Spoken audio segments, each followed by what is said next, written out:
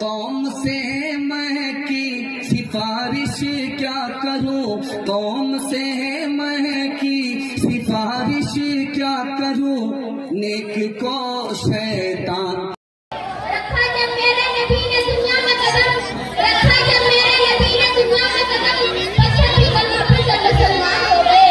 जनाब सदरा और मेरे रसूल यकीन माने मुझे जब ये मालूम है कि उसका दिमाग सोच चुका है जिससे अल्लाह ने बता दिया मुझे समझ गया क्या आज मुझे सीरत नबी सल्लल्लाहु अलैहि वसल्लम का कहना है। जब मैं सीरत नबी का तज़किरा करती हूँ तो मुझे नाइश के बाजी में बैठा खाकर भी हिदायत की दुआ देने वाले नजर आते हैं। जब मैं इस मौजू पर बात करती हूँ तो जब मैं सीरत नबी सल्लल्लाहु अलैहि वसल्लम के मौजू पर बात करती हूँ तो मुझे मकाम में आमासी का ऐलान करने वाले खैरुल बशर याद आ जाते हैं। जब मैं इस मौजू पर बात करने लगती हूँ तो मुझे हिंदा में माफ कर देने वाले खैरुल बशर याद आ जाते हैं। जब मैं इस मौजू पर बात करती हूँ तो मुझे आमना के लाल भूखे प्यासे ला इलाहा इल्लल्लाह मुहम्मदुर रसूलुल्लाह की सदा देने वाले नजर आते हैं। मैं उनकी सीरत की क्या बात करूं, उन नबियों में रहमत नजर पाने वाले, उन नबियों में रहमत नजर पाने वाले, मुरादे गरीबों की बदलाने वाले, मुसीबत में गारों के काम आने वाले, मुसीबत में गारों के काम आने वाले, उनके हमने पराए का वक्त खाने वाले।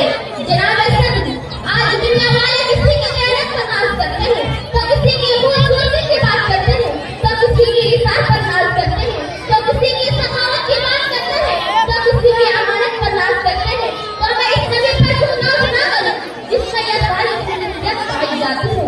जनाब सद मेरे नबी के अंदर सदाकत थी जिससे अबू बकर सिद्दीक बन गए। मेरे नबी के अंदर अदालत थी जिससे उमर फारूक आज़म बन गए। मेरे नबी के अंदर सखावत थी जिससे मेरे नबी के अंदर सखावत थी जिससे उस्मान गनी बन गए।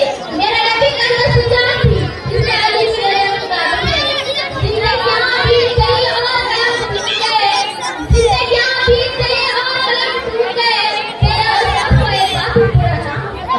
जनाब सद यकीन मानिए जिसके दिल में नबी से मोहब्बत नहीं, उल्फत नहीं, जज्बा नहीं, उससे ऐसे दिल वाला इंसान फासिक तो हो सकता है, मुनाफिक तो हो सकता है, काफिर तो हो सकता है, पर उससे दिल वाले इंसान मोमिन और मुसलमान नहीं हो सकता।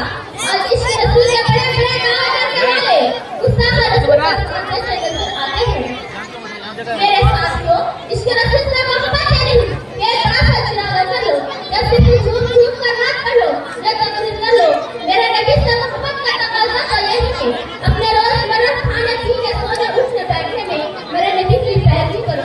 कुछ वक्त की किल्लत है, वक्त की दौलत है, कुछ कहने की हसरत है, अल्फाज की कसरत है, कुछ कह भी नहीं सकती, जिस रह भी नहीं सकती। आखिर में रब्बुल आलमीन से दुआ है कि तमाम मुसलमान को इसके रसूल से मोहब्बत की तौफीक दे। आमीन व आखिर दवाना अल्हम्दुलिल्लाहि रब्बिल आलमीन।